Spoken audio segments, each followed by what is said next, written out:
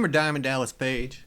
Bang, that guy. You might be wondering what happened to him after his ill-fated stalker angle in WWE. My God, that angle was so dumb and so stupid, and he was so wasted there. But he might not have made it there at all if not for a little bit of serendipity, and mostly for his wife, Kimberly. If you remember her, she was one of the original Nitro girls or something, I think. I know some of you remember. Anyway, even in the late 90s when Page was on top and he was one of the #1 draws in WCW, I believe he had 3 stints as the world champion there. Even then, when he was on top of his game, he had ruptures in like his L4 and L5 disc, I think. Serious back injuries. Doctors told him his wrestling career was over. And then his wife, Kimberly, suggested yoga. Now, you Gen Xers and old school folks will know what I'm talking about here. But for you younger people, you gotta realize this was a different time. In the late 90s, yoga wasn't exactly considered macho, and wrestling was supposed to be a tough guy sport. Maybe Rob Van Dam was doing it and talking about it, but no one else really.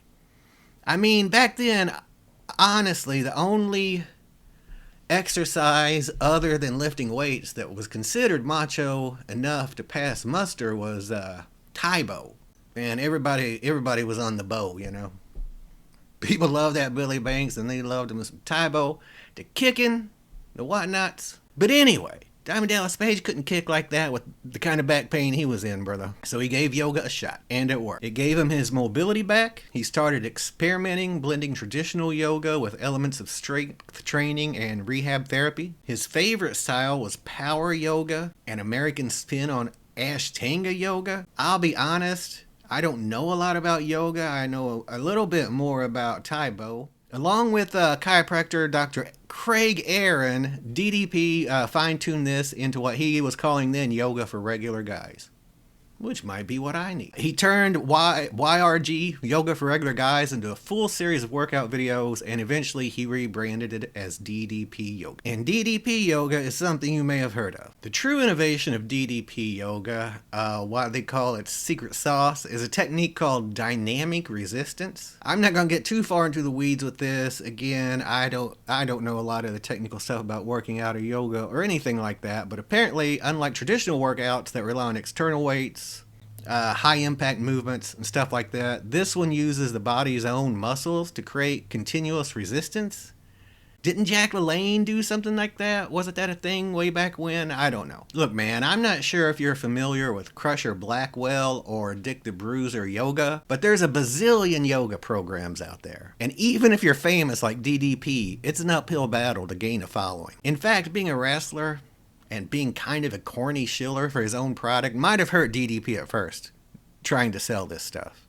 But the word of mouth was good. Then, in 2012, a video surfaced about Arthur Borman, a disabled veteran and special education teacher. After his service, he'd spent 15 years on crutches, wearing braces, and being what he described as morbidly obese. At one point, doctors told him he would never walk again. But Arthur decided to try DDP Yoga. He documented his journey at home, and in just 10 months, he lost 140 pounds. More than that, he was walking without crutches, braces, or pain. And by the end of the video, he wasn't just walking, he was running. When it comes to Diamond Dallas Page's yoga, he said, I put up with disbelieving friends and coworkers.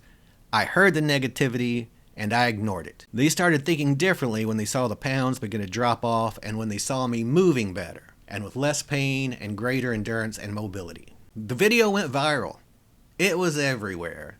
Good Morning America showed it, if you can believe that. All the major news outlets were showing this thing, and suddenly DDP Yoga was legit.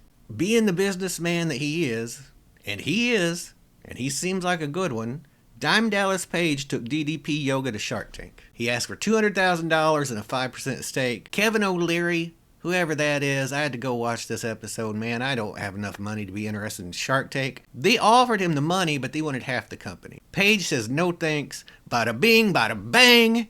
It paid off. In the 6 days after that episode, DDP Yoga sold over $6 million worth of products. So Shark Tank, if you're listening, Kevin O'Leary, Dennis Leary, Kevin Sullivan, I'll take $200,000 for 5% of the Gen-Xers. Right now, right here. Diamond Dallas Page didn't forget his old wrestling friends and heroes.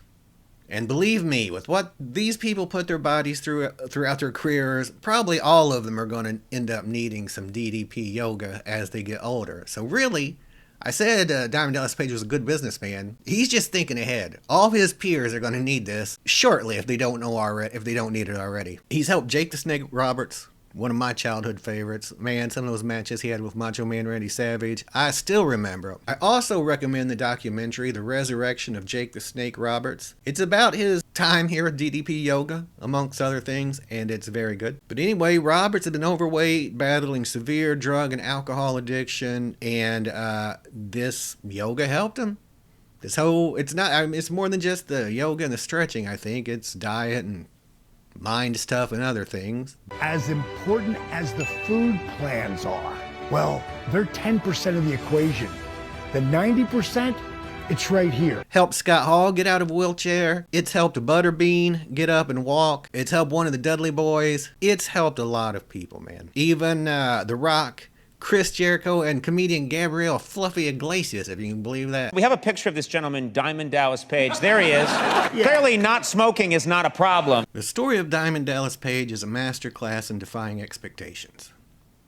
In a world of professional wrestling where most performers start in their late teens or early 20s, DDP didn't start till late.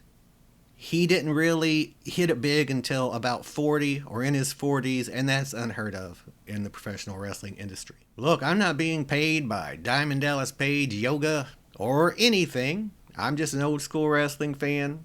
I saw a feel-good story, a story I liked, and a chance to do a wrestling video, and I wanted to give flowers to somebody doing a good thing. I know this is a business and he's making money, but he helps a lot of people for free as well.